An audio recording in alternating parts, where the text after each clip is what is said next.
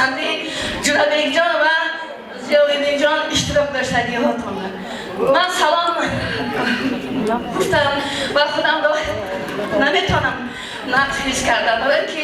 این جنابی جان امروز این خیلی سرود مادر خواندن من خودم را به حد خورسند حس میکنم برای که من 2017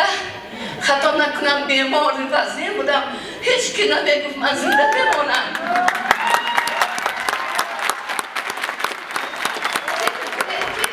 سالی کهنه میره و سالی نه میباید بگذار همه درش بوده و صحت سلامتی بیاید من این بچه جانم را بجای فرزند گرفتم فرزند خواندم من خدا به صد باشی برو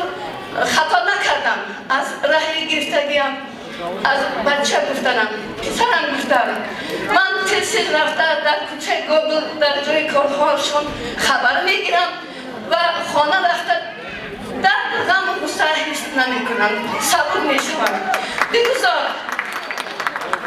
خطای بچه جانم من بیا که امروز برای شما مادر هستم من از شما میندار هستم در پیش پای شما سر هم میکنم بچم برای که عمر دوباره بچگی سه جراحی را یک کرد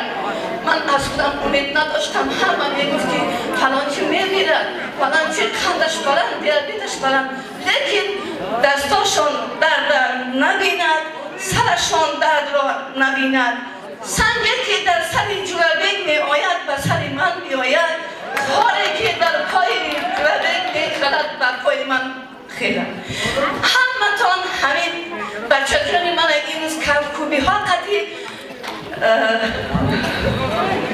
قبول گیریتان همتان تشکر